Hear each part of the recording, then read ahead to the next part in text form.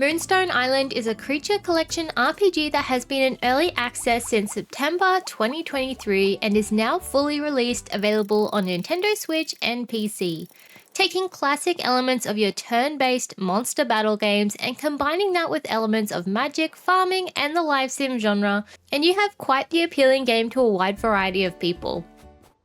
A simple story gets this game into gear, being that you're a young alchemist who's reached the age where they need to leave home and train for 1 year as an alchemist for a town. So your parents teach you some basics and off you go.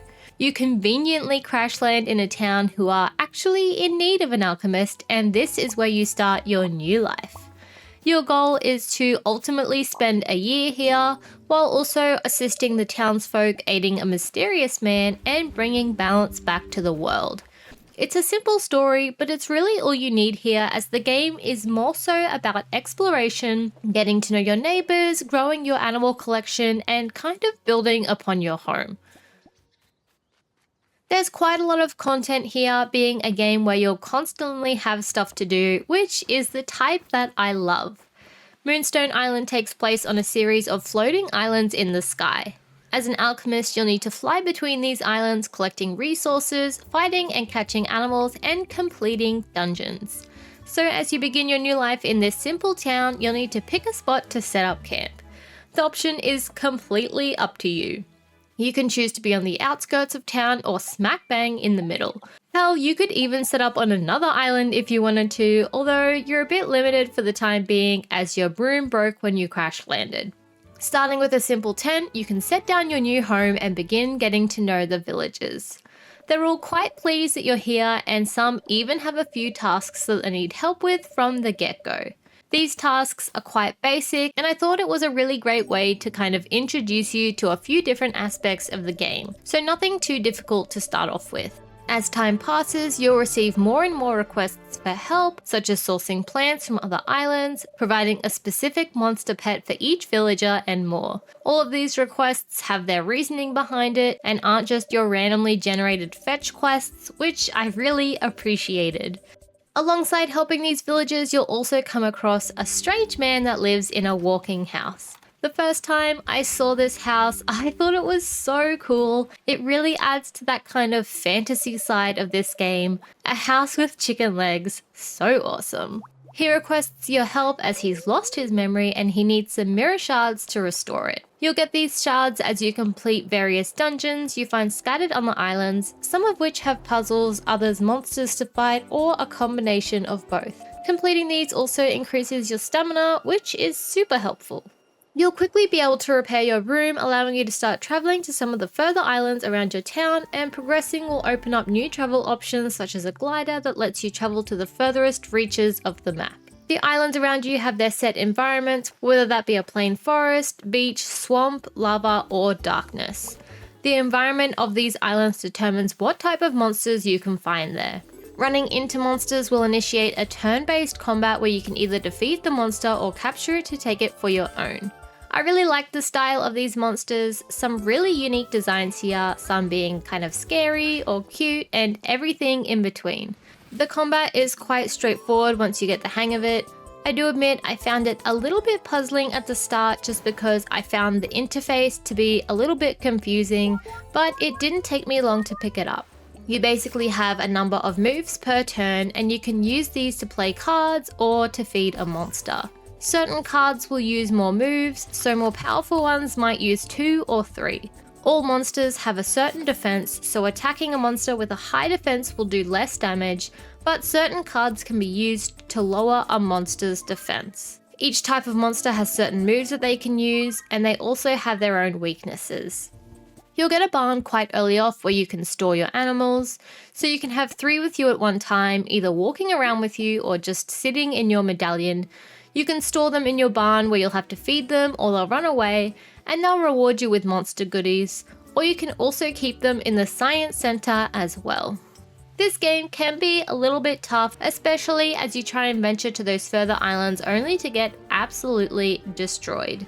I probably wouldn't recommend this to anyone who doesn't like a lot of combat in games, especially grindy combat at that. You do need to work quite a bit to level up your monsters in order to face some of the tougher ones. I died quite a lot in my playthrough and had to kind of take a moment at one point to strategize on how best to level up my monsters. I ended up focusing more so on farming plants that granted my monsters XP, while also working towards getting a skill that would give my monsters XP while I walked around with them, as I found the battle grind got a little bit boring. The further you travel from your main island means the higher the monsters' levels will be that you come across, and it can take quite a long time and a lot of grinding in order to reach those final islands, as they have some very, very high level monsters. So this is definitely not a quick game, but it's also not all grinding, as you'll have a lot of other things to focus on, such as quests, farming, obtaining mirror shards, collecting resources, upgrading your home, fishing, exploring islands, and more. In this way, I thought the balance of these aspects was done really well. I never felt forced to do just one thing. The game really just lets you have at it. There's always something to do, so if you get bored with quests, you could move on to something else. And I also found that it integrates these elements together really well. There is no character customization or naming here, which I did find to be kind of an odd choice, as there's no direct story for your character other than going off to train as an alchemist. So being able to name and even customize your character slightly feels like it would have fit in really well here. The villagers in this town each have really distinct personalities. There's this really sweet woman who loves flowers, a sort of nerd scientist who's really into monsters, and more. It gives the characters a more real kind of feel to them. I will note though that the relationship building, while really good in some aspects, I found not so great in others. These villagers often have unique things to say. They'll comment when it's a new season or maybe the weather, which is really great. However, to build your relationship, you basically take a chance on either talking, joking, or flirting. So if it's successful, you'll get some points towards leveling up your relationship, and if you fail, you just don't get any points. While I don't mind this particular system, you don't actually see any sort of talking, joking, or flirting dialogue. It simply works or it doesn't.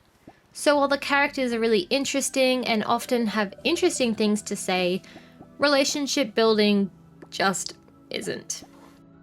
There's a skill tree that you can get perks in as you level up various skills such as farming, relationship building, crafting, and more. There's no way to see your skill progress. You'll just get a pop-up after going to bed if you've leveled up, and you'll get to assign a skill point. Some of these are so helpful, especially some of the later skills. For example, as I mentioned before, you can get a perk that will allow you to get monster XP just by having them walk around with you. You can also get a perk that will allow you to craft fertilizer to help you with your farming as well. Just lots of cool stuff to look forward to as you play your game. Lastly, there's also fishing in this game, and I have to say I absolutely loved it. It's got a really unique style of fishing, which is quite rare these days, and I haven't seen it before, and I actually really enjoyed it. Sometimes these new styles can be a bit of a hit or miss, but I think they really nailed it here. It's a really nice, quick style, and it keeps it fun. I found Moonstone Island to be a great new addition to my games collection. I spent a lot of days absolutely consumed by this game, set on exploring all of the islands and trying to finish some of the lengthier quests. While it's got many of the same features as other games in the same genre, Moonstone Island feels like its own unique game that's not just taking from others. I love being able to fully customize my home, being able to build a little witchy sort of house and fill it with various pieces of furniture, while also building up the area around my home. While there is a lot of combat, I didn't find it stressful, more so just something I had to get a little bit strategic with in order to avoid countless hours of grinding. And while there is monster fighting, I didn't get that sort of guilt that often comes along with it of mistreating these animals. As silly as that may sound to some people, but some of the games generally make me feel that way. If you love a classic life sim style game with the ability to expand your home, upgrade your tools, farm, fish, and the like, I recommend you give this one a go. Thank you so much for watching, and I will see you in the next video. Bye!